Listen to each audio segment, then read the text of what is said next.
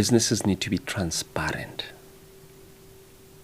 You remember, when you're a business and you are serving me for a specific purpose, you need to be transparent to me in terms of, but why do you need this specific piece of data about me? Be transparent. If you break it down into the technical terms, information is made up of a collection of data. 100%. Right? Okay. Yeah, absolutely. So if we've been doing it all this time, Yeah.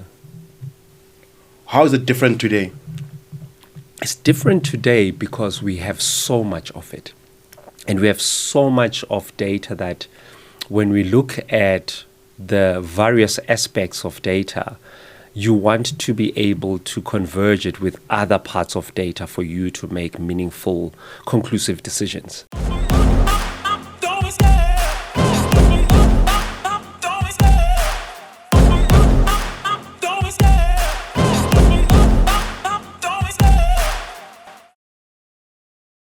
Greetings and welcome. My name is Themba Nkuna.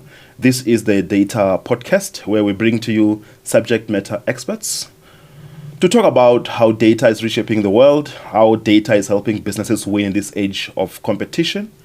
Today I'm sitting with Sibusiso Ngubeni, who's Executive Head of Data and Analytics at Standard Bank, CIB. Yep. Say, good afternoon. Good afternoon. Good afternoon. Thank you so much for the time to join us. It's been some time now wanting to, have you on the podcast. Yeah. To talk everything data. I've been following your work, quite impressive. But before we get our hands dirty, can I please ask you to introduce yourself to audience? The best way you know how. I don't want to mess it up. Yeah. So, you can maybe share at what age you started crawling. Then we'll take it from there. Go for it. Great. So I'm Sibusiso Ngubeni. As introduced, I head up data and analytics at Standard Bank CIB. I think a bit about me is I grew up in Soweto, a young number 2 child of 4 siblings or 3 other siblings. I grew up basically as a child who was much more introverted, a bit of not like the other kids. Yeah. You can say that I stood out. I must say that an interesting thing about me is I grew up having a love for music, and the street where I grew up, they used to call me Weko Jeko because I used to follow Michael Jackson. Oh, is it? Yeah, I was that guy who did Beat It. So you're good on doing the moonwalk. I was. Is it? I was. I'm not sure if I still am. That was at the age of 5. Okay. Yeah. I must say that growing up, during the time that we're in South Africa, it was quite interesting to be a bit of an analyst, to take a stand and see the world as it evolved around me. But I did make a decision that I do not want to be there. I didn't want to, stay where I grew up. Okay. So I was quite intentional about what I needed to do next in my life. So after school, I fell in love with software engineering, and I decided to pursue that. Okay. As opposed to what most of us wanted to pursue. Everybody wanted to either be a doctor, a teacher, police. In fact, at some point, I remember when I was in Standard 7, which is grade 9 these days, I wanted to go into service. Which was back then, you could go into service, military. Yeah. And from there, then I would work my way up into something else. But be that as it may, it did not work out. I decided to... You end up in this data I end up in this world now. Data space, this programming world where Okay. I start to see this data. Okay. And I think fast forward, I got to do a bit of systems implementation.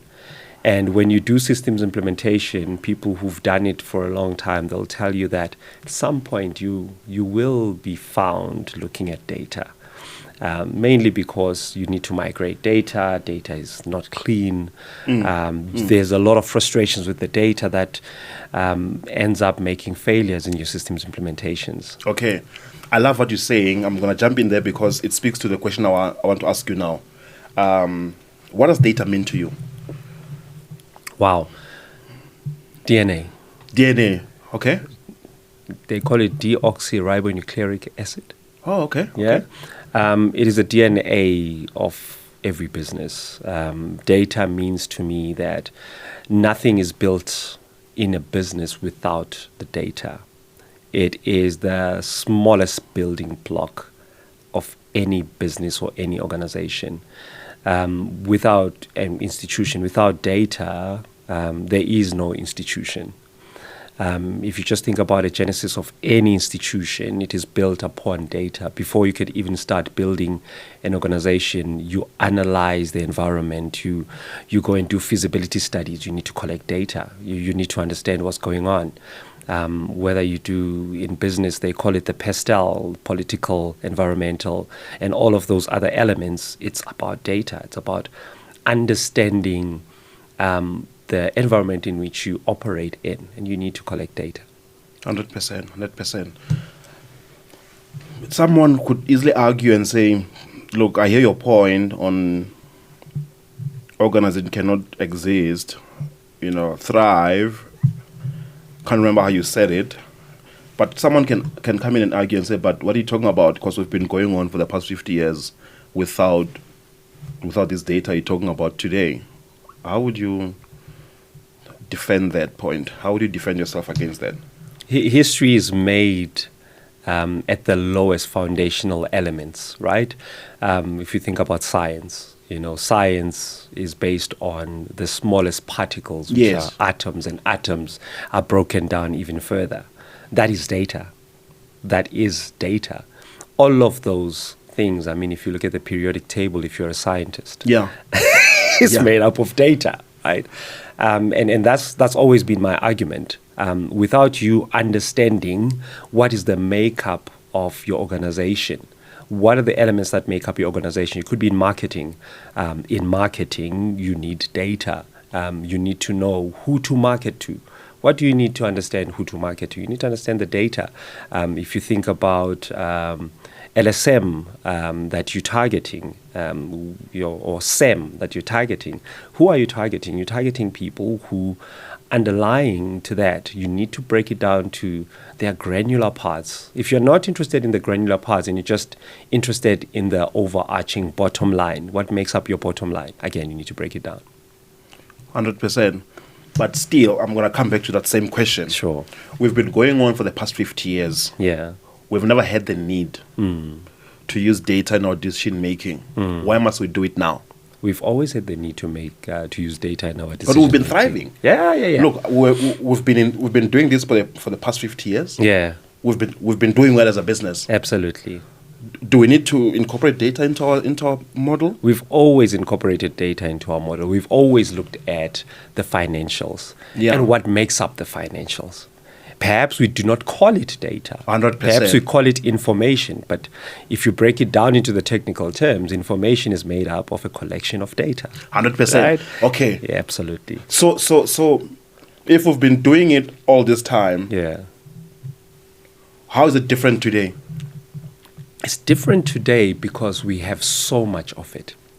And we have so much of data that when we look at the various aspects of data, you want to be able to converge it with other parts of data for you to make meaningful, conclusive decisions.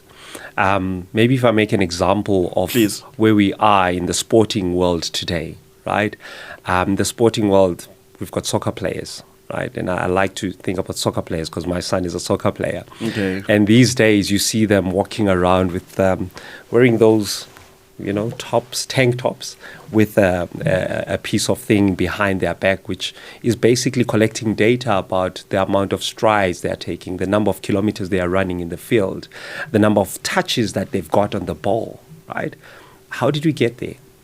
It's because we've realized that in order for us to improve and perform better, we need to understand what is the formula to better perform. Okay. So in the age of competition, data is helping you to perform even better than you did before. 100%. I love that. Now we're collecting stats about what are the players eating, what are their nutrition trends, right? What time do they wake up? or what's their preference in terms of training? I read about a study that was done in Europe that they trained their players differently. So depending on the sleeping patterns of a particular player, I know I'm a morning person, so I wake up every morning to go and run. I don't know whether you're a night owl, but if you're a night owl and I'm a morning person and we go and play for that specific team, the coach would say, right, so this team is going to come and train in the morning because that's how I get the best out of them in the morning. And this team is going to, train at night. And when the fixtures are being done for when to play, the team that actually plays well in the morning are the ones that are going to be featured for the morning games or the early day games. But the team that plays well at night are the ones that are going to be featured with the late evening games. Okay. So in that way, data then helps us understand where are we, best going to perform. If you look at a Venn diagram, it's like having two circles. It's just finding that sweet spot, and data helps us get I love that. Let's bring it home. Yeah. Let's bring it home. I love the soccer analogy, which is great. I'm a night owl, definitely, so I think I can relate there already. I don't like waking up at 5 a.m., all those type of things. Even if I do go work out and stuff, it has to be later in the day type of a thing, But let's bring it home. How are you leveraging on this data in your own space? If you don't mind sharing, but also, because I don't want the business thinking, but you're talking about soccer. Yeah. It has nothing to do with us. Let's make it real. Let's make it real. Let's make it more practical in a business environment. Yeah. Either it's marketing, it's HR, it's finance, it's risk, it's supply chain, whatever the function. Absolutely. Maybe let me go to our people. I'm very passionate about our people, right? Okay. In our people space, we've always done analysis around maybe, let's say, payroll or leave analytics. Yes. Right? Yes. When you look at the leave trends, they are most likely to tell you whether a person is in a good space or not. These days, when you think about the average worker post-COVID, people are quiet quitting. I'm just going to do the bare minimum. I'm going to look at my leave days, and I know that I've got 22 leave days in a year, give or take. And therefore, I'm going to make sure that I take each and every one of them. But there's these leave days which are a no-go area in the South African context. We talk about the Basic Conditions of Employment Act, which says that you can actually take leave, which is called sick leave.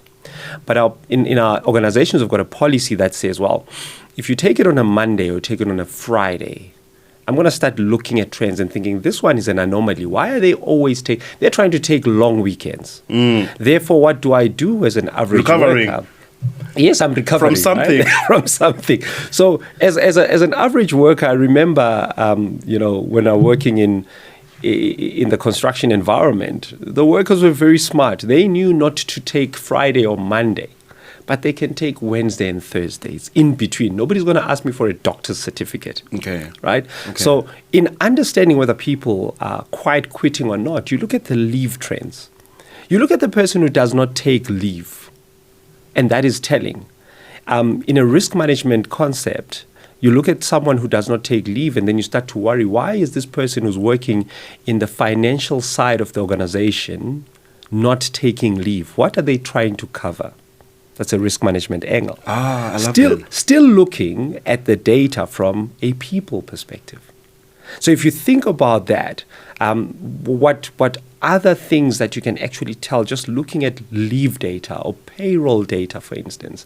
There was a story in South Africa where we used to have ghost employees, right? 100%.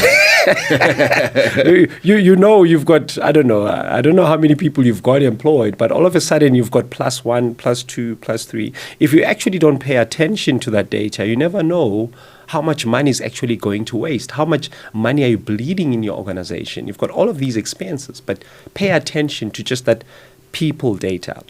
Maybe let's take a different lens and talk about training data. Okay. Right? If we look at the trends around, do we actually collect the training data around our people? Are we training our people in things that will help the company, prosper in the future, or we're still training them in the age-old traditional stuff? If I am coming to your conference that deals with data governance trends, I am focusing on how to use, data to flourish in the age of AI, for instance. And if I look at that to say, okay, who's attending this training? Now I can actually see perhaps this is a person that I should invest in because they are more curious about the world of data and where AI is going. But if I look at people who are still attending training around, I'm not saying first aid is a bad thing, but Yeah. Okay, I get you. If you've got people who are always attending first aid training in this world where people are working from home, okay, wait a minute. Yeah. Am I still actually spending my money on something that is valuable for my business or not? Sorry. It's fine.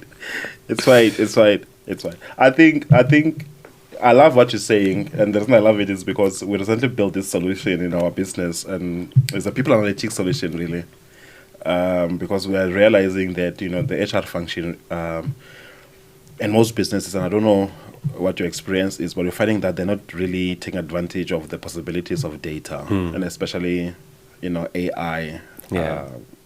the AI innovation and technology. I want to ask you this follow-up question. And that's why I love what you just said, Sure. the example you used when it comes to people analytics. But after you guys invested in, your people, the analytics of your people and stuff, what have you seen change? We're having different conversations with our people. Okay. We are having conversations around setting targets for training that is specific to the future world of work, right? And we're saying, well, we want to understand which of our people are actually doing training that is aligned to our vision, as an institution. And you will know people will train because they are engaged and they want to learn more about to make a difference in your business. Innovation starts when people want to learn about the next greatest thing. If you do not have the right skills for the future of your business, you're most likely to fail. So, and I take it this way because there are people who most likely do not want to go to the next, right? And you might not take them to your next, but they are okay. You still need them to keep the lights on and do the normal other stuff that we used to do. But you also need people to change the way that we do things.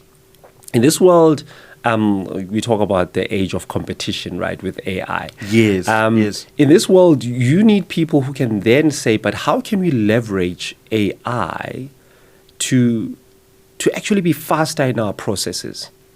If it takes me 24 hours to come back to a client about their query, how can I make that answer 1 minute just using AI, right? Mm-hmm. Because it means that now my client, and let me translate 24 hours. 24 hours is what, South Africa understands as 24 hours divided by 8 working hours in a day. Yeah. Meaning that I'm actually taking 3 days to get back to my client. Yes. That's what it means, right? Because people are sitting down and working 8 hours per day. But if you actually cut that down to 1 minute, how many hours have you actually saved? Quite impressive. No brainer. You see, so that's why we need to understand, so who's actually fascinated about this, and then we can actually invest in them. This is where, people are looked at as our assets. You now need to invest in that person because then they are naturally going to give you more, return on investment than a person who's just sitting and saying, okay, let me just go by and see what's happening in my own world. Before you guys decided to go on this journey of people analytics, were there gaps that you've identified from your people?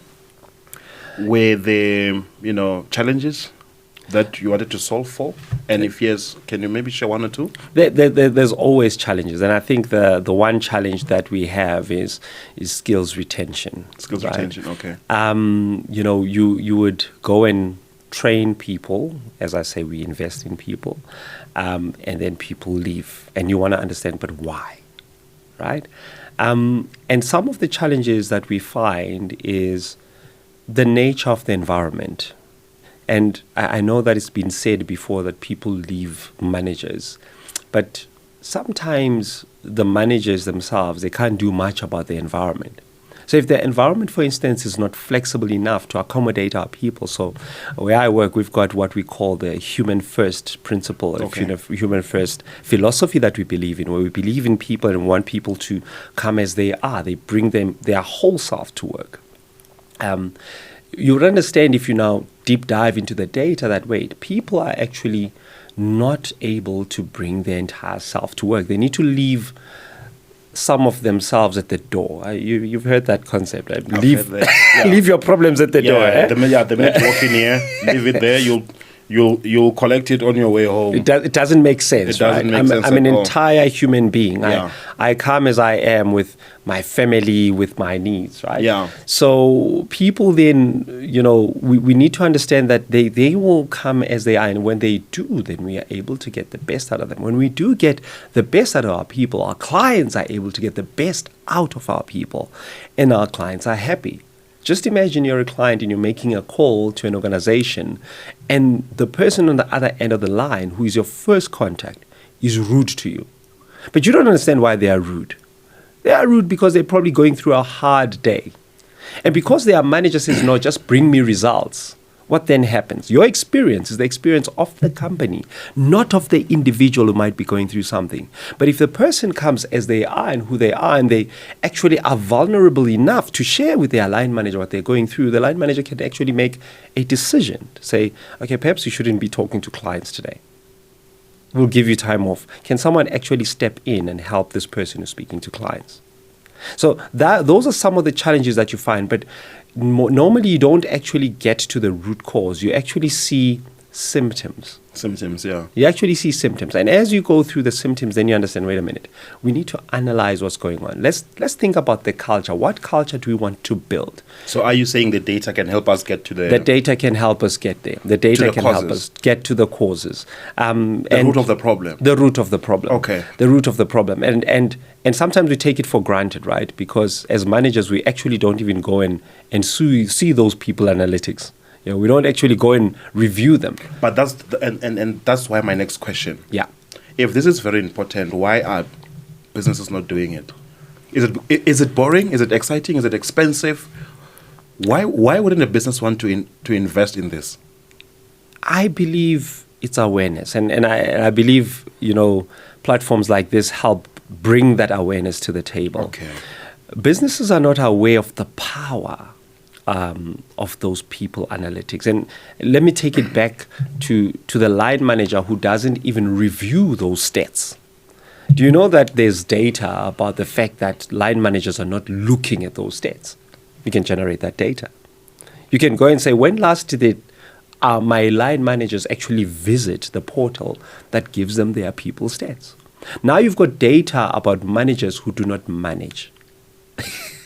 You get that, right? I get that. Because you can't manage what you do not measure. 100%. Right? Yeah. So now as businesses, if you focus on your people analytics and you start with the managers themselves, now you need to make them aware to say, listen, if you do not understand what is going on with your people, then you are not doing your job first and foremost, because you're supposed to manage. How are you going to manage without looking at the data? And secondly, if you do not actually know how to look at this data and interpret this data, it means that you might be missing out on some important information about your people. Yeah? If someone is forever on leave, you know the people who are forever on leave. People are going through things, right? 100%, and if you actually get close, it means that some people are crying out for help. I'm always taking leave because I'm crying out for help. I'm saying I'm drowning.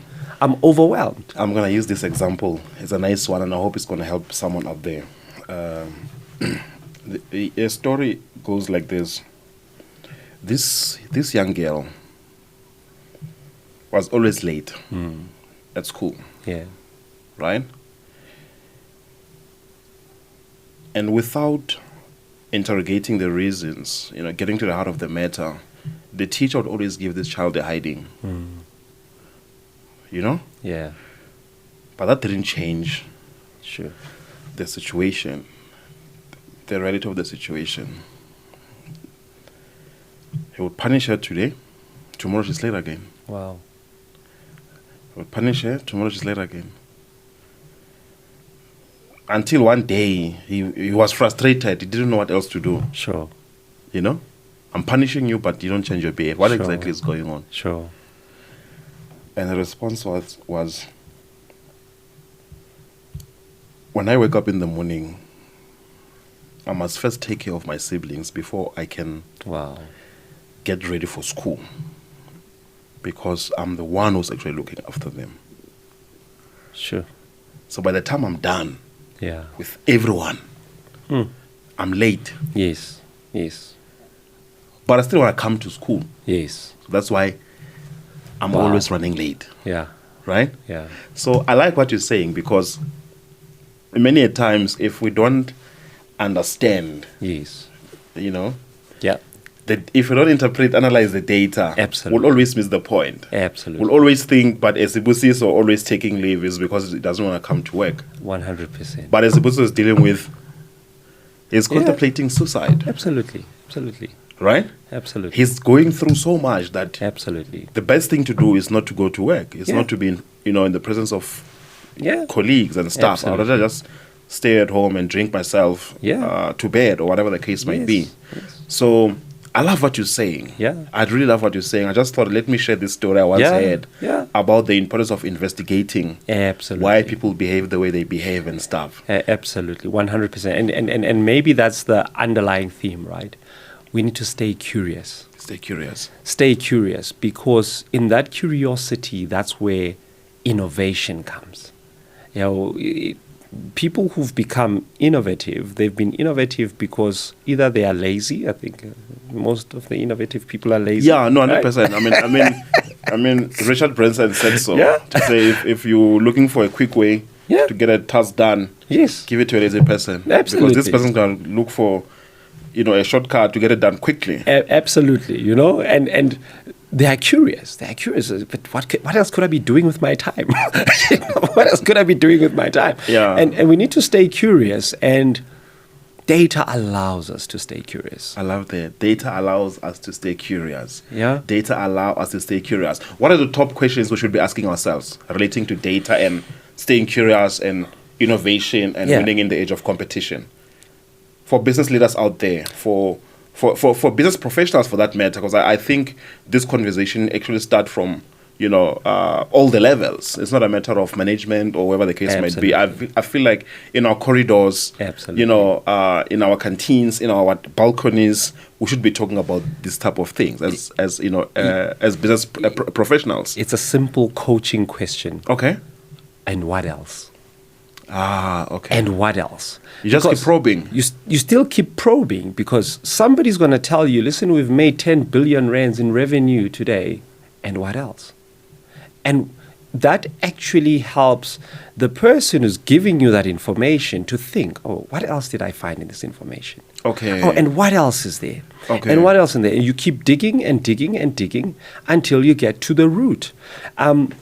I love my CE. My CE always asks those what else questions. Okay. And he asks, so if we're saying we're successful here, what are the reasons why we're successful? Yeah, I love that. We can talk about why we are not. That's fine.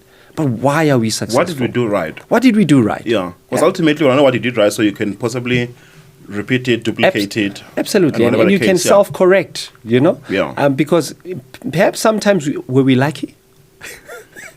We were lucky.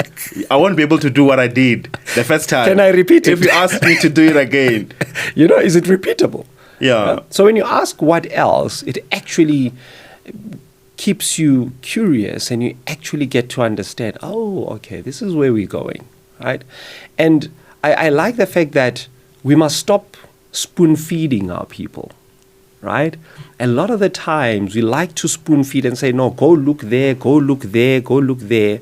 Whereas then people, they say, okay, every time I want to find an answer, I must come to Themba, and Themba's going to tell me where to look. But if we actually want to cultivate this culture of innovation and entrepreneurship, if you ask people to stay curious, they start looking elsewhere, because they know when I come to Themba's going to, yeah, but what else did you find? Yes, I'm going to challenge their thinking and stuff. Absolutely, Yeah. challenge their thinking. And then you see that the data tells us that. And when I come to you and I talk to you about what I've found, not only am I telling you about the outcome that you wanted in the first place, but I'm going to actually start to tell you about the other opportunities that I see in the data. What are Sibusiso's steps to successfully, leveraging our data as a business? I think I've got 3 steps. And Okay. the first step is treat your data like you treat your people. Okay. As much as you want to invest in your people and you want to make sure that they are kept current, invest in your data, invest in cleaning your data. It's something that we don't like to do, right? And invest in keeping your data up to date, current. Find various sources which you can actually make sure that your data is up to date. I think step number 2, I talk about this innovation and being entrepreneurial because you want to cultivate a culture of curiosity, right? I think that we need to start thinking outside of the box around what are the other use cases that we've got in the data. And someone talks about in the world of AI, the 7 elements, which you can, or dimensions that you can use AI for. And they say it's from data all the way to the task, right? I've got the data. So what can I apply from AI with this data? I've got the technology. Which technology must I use for the data? And then they go down to industry. Which industry can I use the data in? And then they talk about, a role. Then eventually they get to the task. Look at a specific task. Can you start small with the data? Start small. What little shifts can I make in a small process, the smallest process that you make? I used to speak to my colleagues in risk. I think it was 2015, 2016, around those lines. Mm-hmm. I remember that when Google started with this whole revolution of Google Maps. And I remember coming to my car from 4 p.m., going down to my car, and my phone will tell me it will take you 20 minutes to get to your house. Back then in 2016. And I asked myself, okay, well, what just happened now?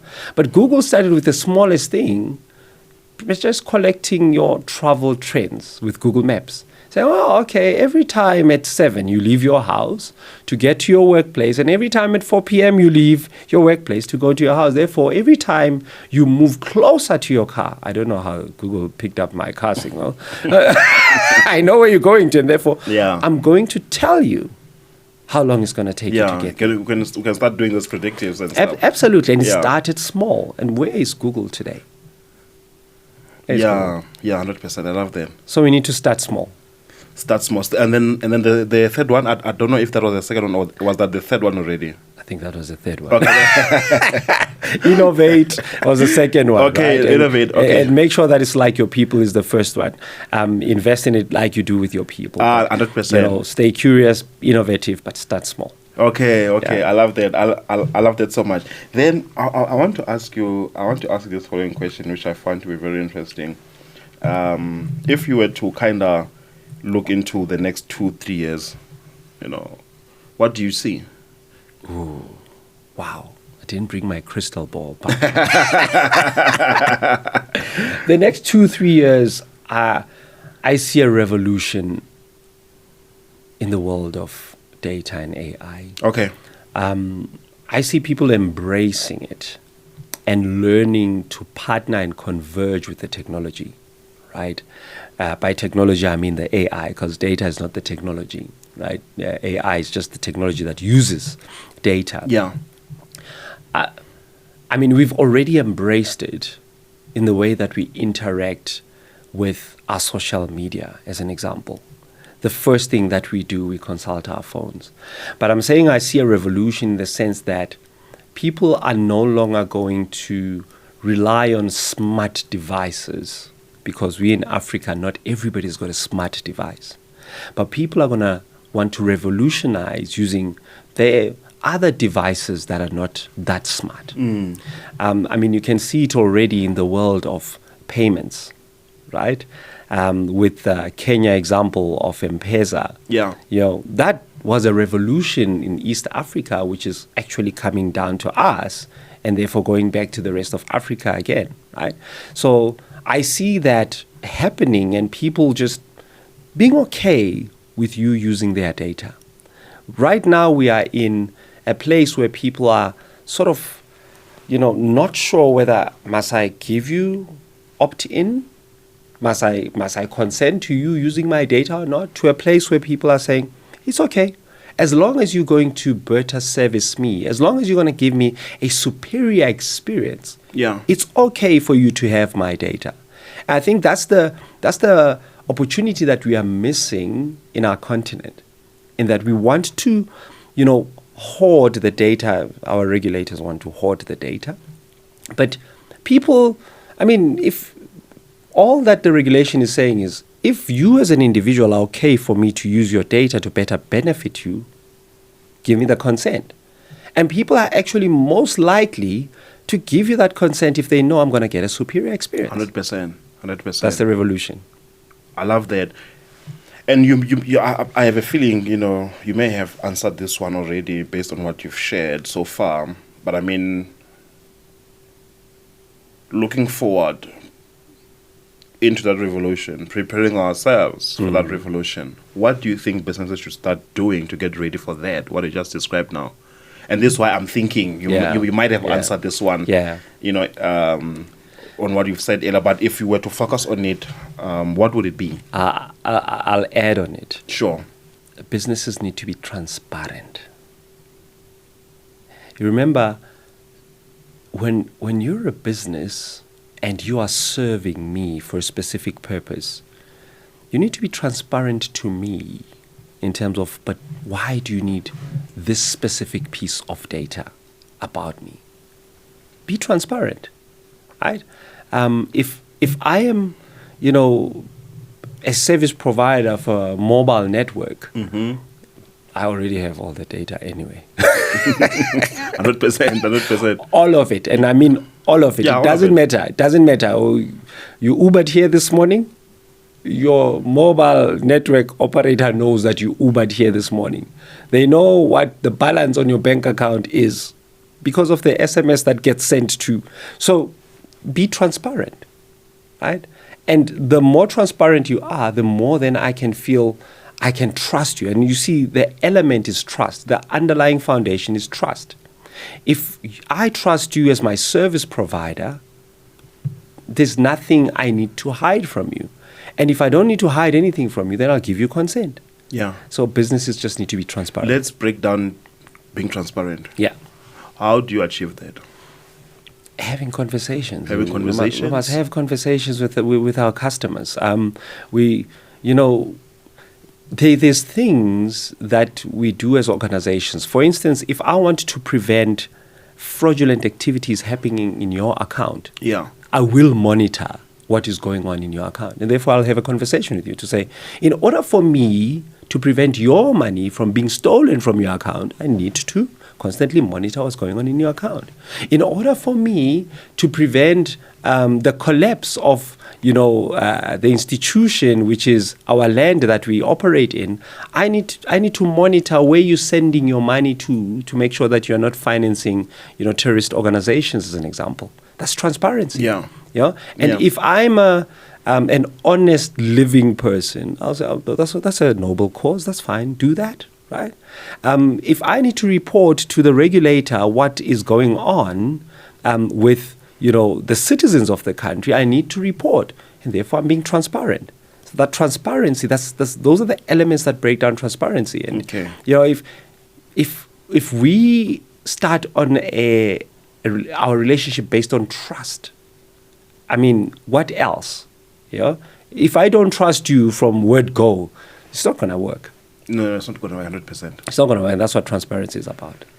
I love everything you've shared so far. As a leader for the data strategy at Standard Bank, what's keeping you up at night? Ooh. Everything. Everything. Okay. Everything. Look, we are not sure where the likes of generative AI is taking us. Okay. And to simply break it down, generative AI is is technology that's got the capability to create something that never existed before, or something that existed but in a new form. And that does keep me awake at night, that we have businesses who want to implement it, but we don't know how dangerous this weapon is. Yeah. Right? Mm-hmm. Because as much as we can use it for creative means, someone out there wants to use it for, means that are not so noble. Yeah. And that does keep me awake at night. What are the defenses that we are putting in place using the technology to ensure that we are best protected, that we manage our risk? Are we there yet? There's been developments around, for instance, technologies that help us crunch this data, these large volumes of data. And that technology is also costing the environment. That's keeping me awake at night. For instance, NVIDIA went and, announced that they've now created this new monster of a machine that, can crunch all of these numbers and run analytics on all of this data. However, the challenge is that instrument or that machine requires large volumes of power. It requires water to be cooled down. What's happening to our environment? To what extremes are we willing to go to keep going at this rate and expanding that it actually becomes costly to our environment? And I worry about the future of our kids. So it's one of those, sorry, I'm very philosophical when it comes to this view, but it's one of those things that really keeps me awake at night. It's fine. It's definitely fine. It's definitely fine. We talk about this concept of winning in the age of competition. And we've seen the underdogs come into the market in certain spaces and, shake things up, make things happen. In fact, I was having a discussion with someone, I'd like to describe them as a mentor to me and stuff. And they said, 50% of the businesses which are here today, in the next coming years, they will be replaced completely by new ones and stuff. And I think that speaks to innovation, which you were talking about and stuff. I'm interested in getting your perspective on staying ahead, staying possibly 3 steps back. 3 steps ahead, and I don't know whether it's three steps or 5 steps or 7 steps ahead and stuff. But how are you achieving that yourself in your own space? How are you ensuring that you are 3 steps ahead?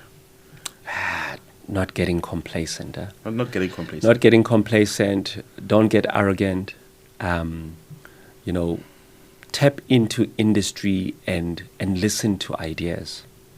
There's so many, as you mentioned, you call them the underdogs. Yeah. I say those are the opportunities that we have. We need to learn to partner, and strategic partnerships with, whether it's fintechs, whether it's the small mom and pop shop. It's very critical for us because when someone is looking from outside in, they see a different perspective from you who's looking from inside out. And that's why I say, don't be complacent, don't be arrogant, and partner.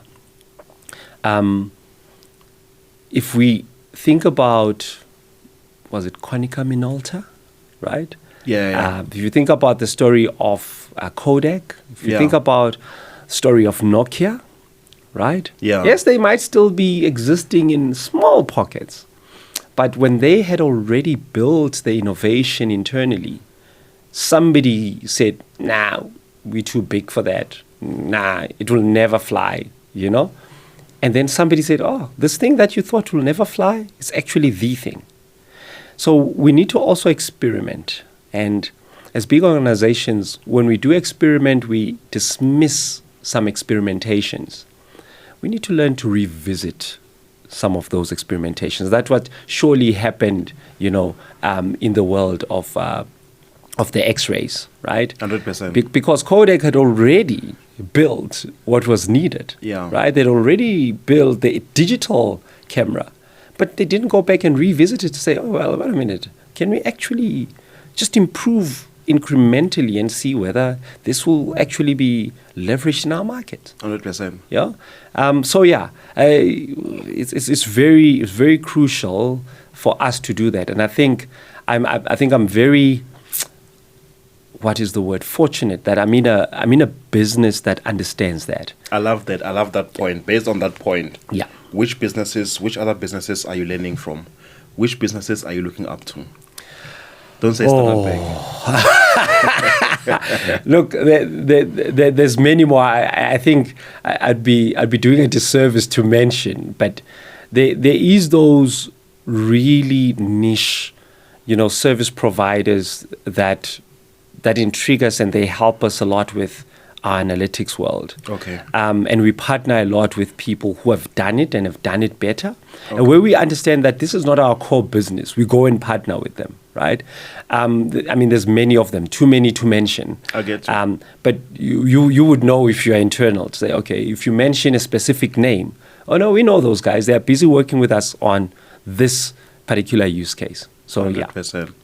100%. And for those guys then that you collaborate with, for the guys that you look up to, what do you think they're doing right?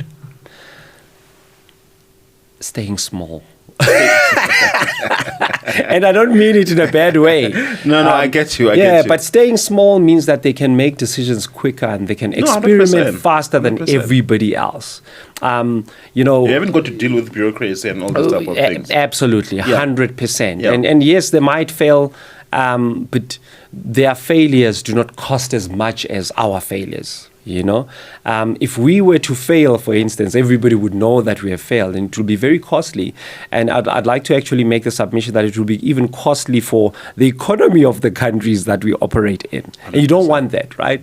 Yeah. And therefore, it's very crucial for those that experiment to stay small. And I'm not saying stay in your lane, but I'm saying stay small enough to be able to experiment, but be able to contribute, to broader other organizations that actually require the services. Staying small to drive innovation. Yeah, absolutely. Make decisions faster. And so what's your take on Google, though? You talked about Google earlier.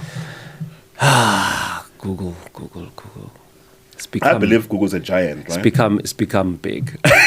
It's become big. Yeah. What's your take on the approach? What's your take on the CEO? Look, what's your take on the culture? And the culture varies, right? Because Google has become so big that it's become multiple organizations in one as well, right? They will be disrupted by people who do not play in the same, I'd say, jurisdictions as them. Okay. And I want to make this respectfully that the big techs in the West, they've got the luxury of marketing. Yeah. Whereas the big techs in the East, well, I call them just the tech giants of the East, they don't market themselves as well as the West does. But I want to say that, and I'm taking a risk by saying this, that those in the East are actually further ahead than the ones in the West. Yeah. And this is where the arrogance comes in, that you must be careful as a big organization not to become too arrogant and complacent. Because the disruptors are the ones who are actually doing meaningful and much more exciting stuff. And I take this, having come fresh from a summit in Europe, whereby I got to understand, say, oh my goodness, we are not even scratching the surface in what we can do. We will. What did you learn in there? So if you said we're not scratching the surface, what are the things which these guys they're doing, and you think we're not doing this side, or you guys are not doing it at Standard Bank? One of the things about Gen AI, for instance, we talked about people analytics. Mm-hmm. There's an organization that currently is doing people analytics, but beyond people analytics is using Gen AI to reduce the workload on the HR colleagues. So the human resource colleagues do not need to be consulted for certain things anymore, but you just ask the bot, right? And that's where they are playing. That's just one example. The other example is of an organization that is actually utilizing some of their plants that are located in their clients to measure the impact on the environment. So now they can actually give you actual numbers about carbon emissions, impact on carbon emissions, and they can tell you, what the percentage of industry is that is actually, negatively impacting, our environment. Our environment, yeah. Our environment. Yes. And that is happening today, right? Using and leveraging that data. There's many other examples. Yeah, I get you. Yeah, I'll have to sit you down for a coffee. Okay. I want us to start wrapping, up our discussion, because I would like to have you back again. We're gonna, explore, unpack this concept a little bit further. But before we come to an end, I would like you to, share with our viewers your last words. And this can be termed homework, right? What homework would you like our viewers to go and work on? What are the things which you would suggest to executives, business professionals,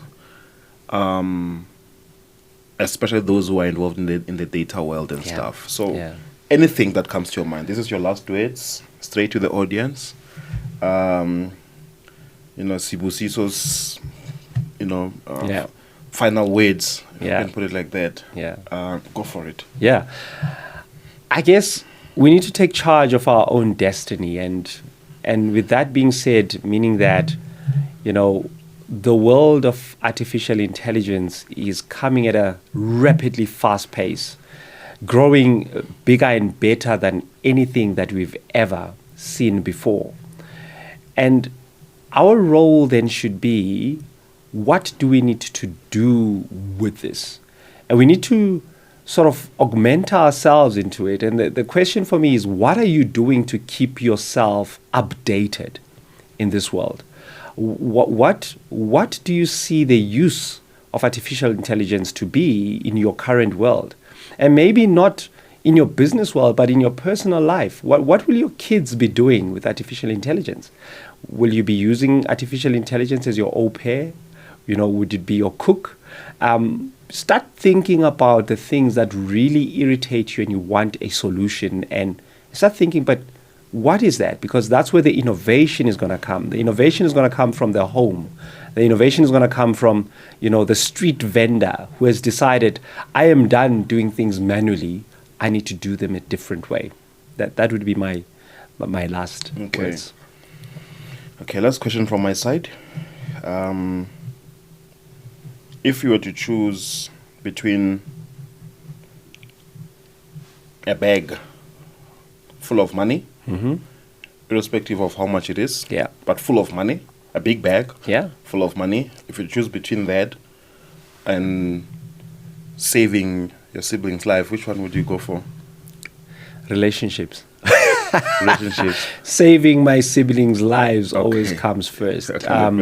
We are human first. Okay. And I think one person once actually said, we are investing so much in artificial intelligence that we've neglected investing in human intelligence. I love that. My brother, thank you so much. No, thank you. Thank you so much. I was just asking you that last question just to kind of, drive creativity and stuff, because I knew if I asked that question, you were going to come up with something different to narrate, like you just did now, in terms of what does that have to do with data and AI. Absolutely. So I'm glad you played it very well. No, thank you. Thanks so much. Thank you so much. There you have it. Thanks for tuning in. This is the Data Podcast. Hope you found value from our discussion. Until next time, keep well.